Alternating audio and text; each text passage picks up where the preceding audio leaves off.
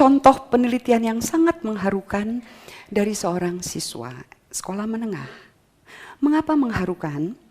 Karena siswa ini mencoba untuk menguji apakah kecambah kacang hijau yang kemudian ditaruh di media tertentu, disirami dengan air, ditaruh di bawah sinar matahari, intinya dari kecambah mau jadi toge begitu. Kan tumbuh dari kacang hijau. Itu akan menjadi lebih cepat pertumbuhannya kalau dibacakan Al-Quran, ayat-ayat Al-Quran. Nah, jadi hasilnya positif, betul. Kesimpulannya menarik, hasilnya positif, dibacakan Al-Quran, maka tumbuhnya lebih cepat. Sarannya saya bacakan, jika ingin mendapatkan pertumbuhan yang lebih baik terhadap sebuah tanaman, terutama kacang hijau, maka bacakanlah Al-Quran. Karena memang Al-Quran mampu memberikan pengaruh terhadap pertumbuhan tanaman, sama saja seperti pengaruh Al-Quran terhadap manusia.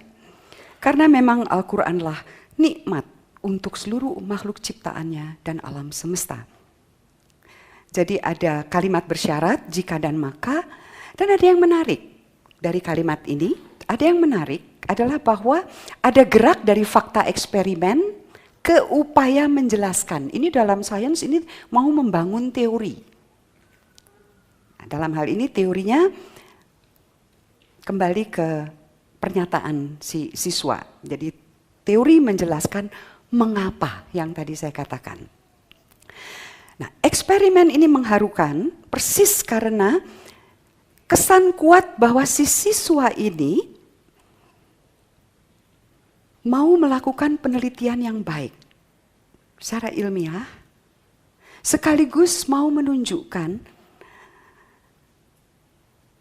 yang didorong oleh motivasi yang sangat luhur, kekuatan dari kitab suci.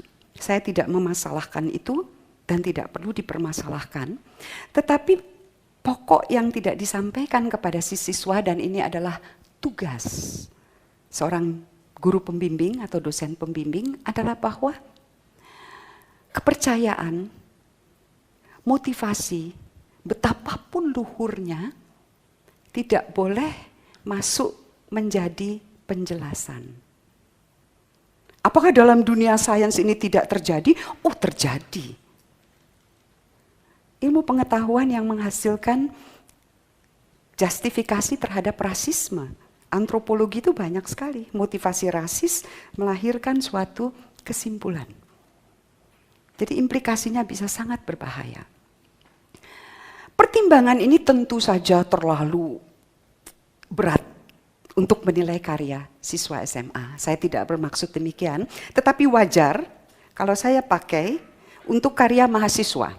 Sebagian besar ada mahasiswa di sini, wajar. Karena mahasiswa sudah pada tingkat betul-betul mau berlatih cara berpikir yang runtun, sistematis, dan penjelasannya itu bisa dilihat hubungannya asosiatif, kausalitas, dan sebagainya.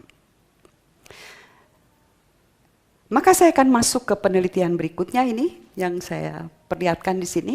Jadi rupanya meneliti bagaimana suara bisa mempengaruhi pertumbuhan tanaman itu sangat populer.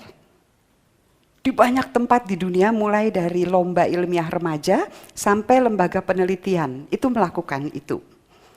Nah, yang di tingkat mahasiswa ini menarik karena dia menyuguhkan suara yang berbeda-beda. Jadi orang mengaji itu hanya salah satunya. Ada musik klasik, ada musik dangdut, ada musik rock, dan ada orang mengaji. Ada 2 penelitian.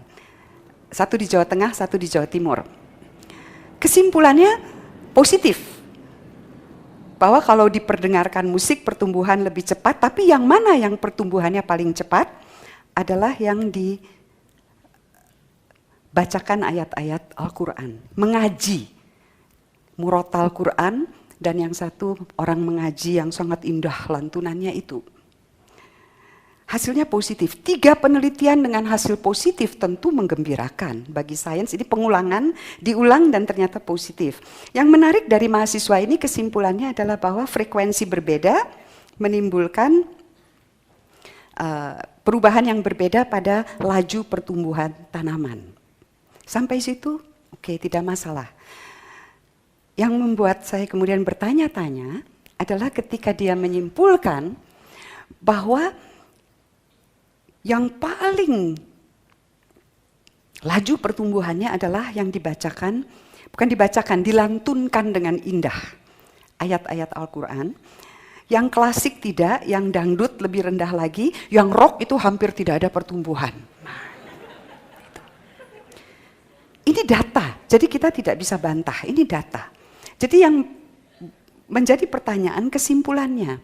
Dan penjelasan, the why question, science itu the why, mau menjawab the why question, mengapa?